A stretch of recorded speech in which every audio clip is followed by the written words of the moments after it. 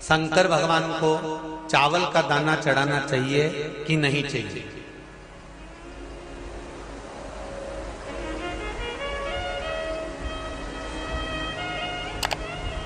अब बोलो तेरा क्या होगा रे कालिया? है? चलो ठीक है। बीमार व्यक्ति से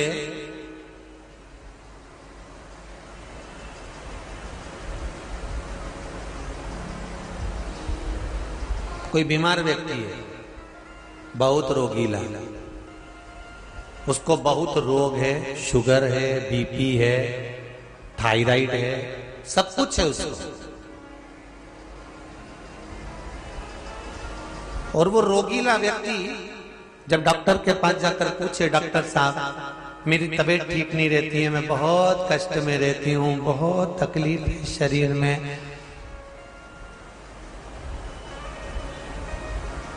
और अभी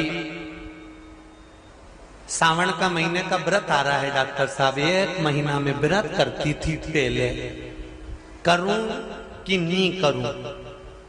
तो डॉक्टर साहब क्या बोलेंगे? बोलते जाओ जरा जम के। डॉक्टर बोलेगा कि आप व्रत मत करो। डॉक्टर एक बात कहेंगे, शरीर स्वस्थ रखना है, व्रत बाद में हो जाएगा, अगले वर्ष कर लेना, पर अभी शरीर को सही रखने के लिए दोनों समय अच्छे पेट भरकर सात्विक भोजन करो और अपने शरीर को ठीक करो। सात्विक भोजन, अपने शरीर को, व्रत बाद में भी हो जाए, अगले वर्ष हो जाए।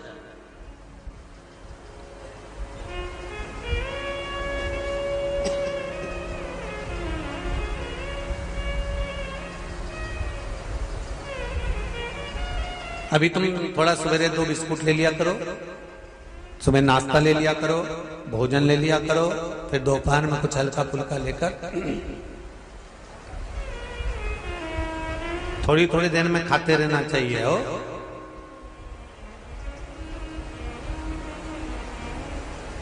थोड़ा थोड़ा खाओ, थोड़ी थोड़ी देर में खाओ, एक साथ सुरसा जैसे मत निपटा जाए, थोड़ा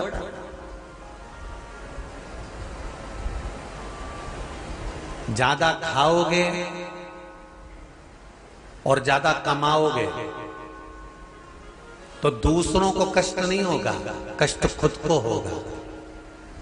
ज्यादा खाओगे अपाच्य हो जाएगा, रात की नींद उड़ जाएगी, शरीर में अच्छा नहीं लगेगा।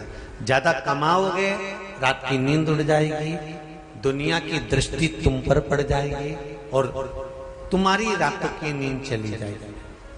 कमाओ भी उतना जितना खर्च कर सको और खाओ भी उतना जितना पचा सको।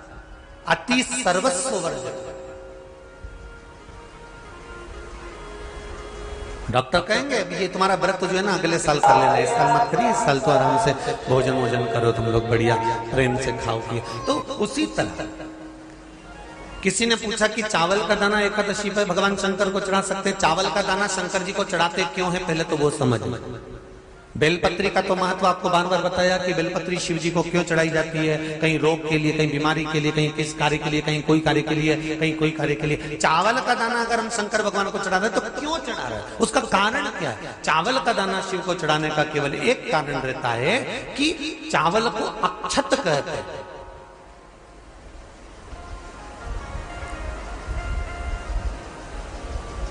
अक्षत का मतलब होता है अक्षय।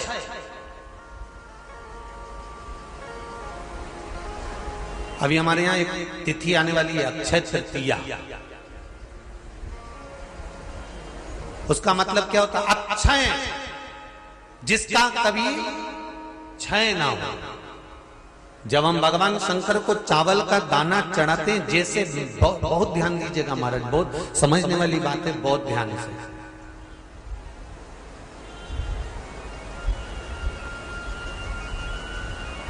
चावल का दाना हमारे मस्तक पर तिलक करने के बाद पंडित जी क्यों लगाते हैं कि भगवान जैसा समय आज चल रहा है, आप पूजन कर रहे हो, पाठ कर रहे हो, दान कर रहे हो, पुण्य कर रहे हो, सत्कर्म कर रहे हो, भजन कर रहे हो, मेरा देव अधिदेव महादेव, मेरा नारायण, मेरा सत्यनारायण भगवान, मेरा राम जी, मेरा विष्णु जी, मेरा भागवत मैया, मेरी रामायण मैया, ब्राह्मण मस्तक पर तिलक लगाने के बाद चावल इसलिए लगाता है कि जैसा समय आज चल रहा है, भगवान तुमको ऐसा ही समय बनाकर रखे और तुम ऐसे ही चार चांद लगाते रहो, दान पुण्य संकीर्तन करते रहो, इसलिए मस्तक पर चावल का दाना लगाया जाए।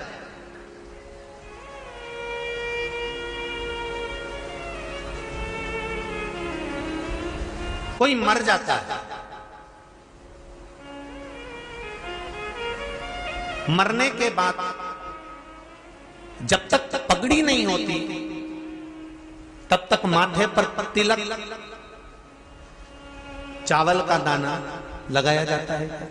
जम के बोलो जरा, नहीं लगाते। किसी पंडित जी से पूछो, ब्राह्मण देवता से पूछो, ब्राह्मण देवता ये कोई मर गया, और हमारा तो नियम है कि हम सिर पे तिलक लगाते हैं, चावल लगाते हैं, या पंडित जी से हम तिलक लगवाते हैं, मंदिर जाते हैं तो मंदिर में जाके तिलक लगवा के हम चावल का दाना लगवाते हैं। क्यों नहीं लगाते? उसका कारण क्या है? जब किसी के मरने के बाद 10 दिन तक 12 दिन तक मस्तक पर तिलक क्यों नहीं लगाया जाता? 10-12 दिन तक माथे पर तिलक या चावल क्यों नहीं लगाया जाता? उसका कारण है कि ये जो समय आया है, तुम्हारे यहाँ जो गमी हुई है, तुम्हारे यहाँ कोई मर गया है, तुम्हारे यहाँ किसी के प्राण छूट गए हैं, तो ब्राह्मण इसलिए तिलक नहीं लगाता आपको, इसलिए चावल का दाना नहीं लगाता कि ऐसा दिन भगवान अब ना लाए, इसको अमर ना करे, इसको अक्षय ना करे, इसको प्रबल ना करे।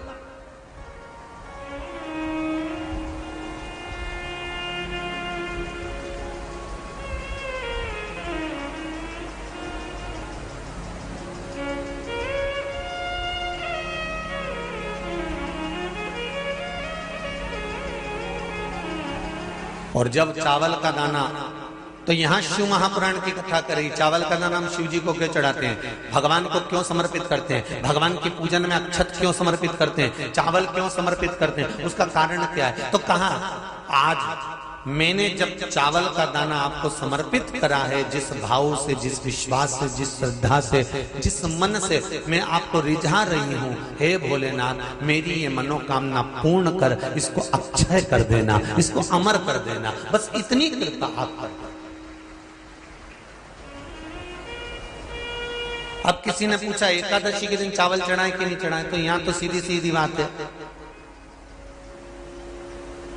बीमारी देखकर थोड़ी ना आती है कि नवरात्र चल रहे हैं कि सावन का सोमवार चल रहा है, बीमारी तो बीमारी। तुम चावल मत खाओ। तिरुपति कौन कौन गया? हाथ उठाओ। ठीक है। जगन्नाथ जी कौन कौन गया? हाथ उठाओ। हाँ ठीक है। द्वारका जी कौन कौन गया? हाथ उठाओ। ठीक है। बद्रीनाथ कौन कौन गया? हाथ उठाओ। ठीक है। एकादशी के दिन कभी तुम बद्रीनाथ चले जाओ, एकादशी के दिन तुम द्वारका चले जाओ, एकादशी के दिन तुम तिरुपति चले जाओ, एकादशी के दिन तुम जगन्नाथ चले जाओ, एकादशी के दिन तुम्हारी मर्जी पड़े भगवान के किसी धाम में चले जाओ और भगवान को भोग लगाओ और उनकी थाली को झांक कर देखना, उसमें चावल जरूर मिलेगा। उसमें ऐसा नहीं है कि चावल नहीं मिलेगा। बद्री नारायण में भगवान को चावल का भोग लगा हुआ मिलेगा, द्वारका में चावल का भोग लगा हुआ मिलेगा, आपको जगन्नाथ में चावल का भोग लगा हुआ मिलेगा, तिरुपति में मिलेगा, द्वारकाधीश में मिलेगा, नाथू द्वारा में मिलेगा, सांवरिया सेठ में मिलेगा, काकरोली जी में मिलेगा। आप जहां जाओगे वहां पर एकादशी के दिन भगवान को चावल आएगा, क्योंकि भगवान के लिए परहेज नहीं है। जो काम में डूबा हुआ है, जो आसक्ति में डूबा हुआ है, जो लोभ में डूबा हुआ है, जो वासनाओं में डूबा हुआ है, जो तृष्णा में डूबा हुआ है, और जो माता के गर्भ से जन्म लिया, एकादशी के दिन चावल उसको नहीं खाना। अब हमारे यहां तो कहावत में कहते हैं, राम जी की जब स्तुति गाते हैं तो कहते हैं भय प्रगट। आती है आप लोगों को? एक लाइन तो आती होगी, गाओ जरा। भय प्रगट दीन कौशल। अब रामचरितमानस में कहा भय प्रगट कृपाला। प्रगट मतलब एकदम सामने आ गए। यहां लिखा है पैदा भय लाला। अगर तुलसीदास जी लिखते तो जन्म लिया होता राम जी ने तो तुलसीदास बाबा लिख देते कि पैदा भय, माता के गर्भ से इनका जन्म हो। नहीं नहीं नहीं, यहाँ कहा भय प्रगट कृपाला दीन कौशल्या, यहाँ प्रगट भय।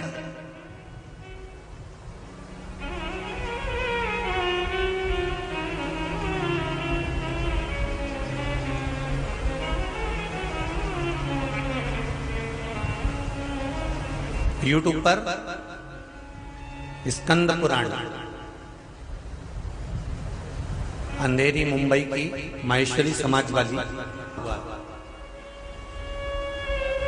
एकादशी के माता पिता कौन है? सबसे पहले एकादशी का व्रत किसने रखा था?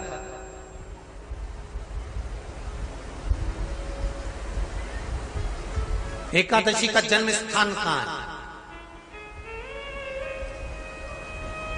दुनिया के लोग बहुत प्रश्न करते हैं, राम जी अयोध्या में हुए थे, भगवान कृष्ण मथुरा में हुए थे, तो एकादशी कहां हुई थी? तो उसको बताना तो पड़ेगा कहां हुई थी।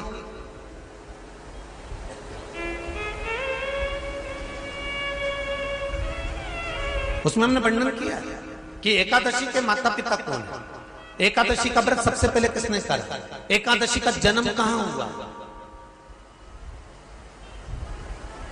एकादशी को क्यों चावल नहीं खाते, एकादशी के दूसरे दिन चावल का दाना खाना क्यों जरूरी है।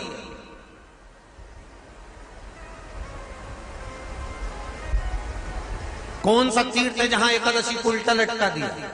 एक एक चीज का वर्णन स्कंद पुराण सब चीजों का वर्णन कर दिया।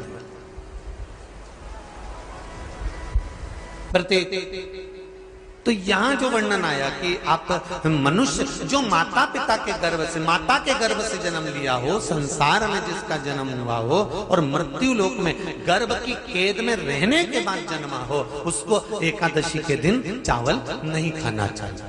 महाराज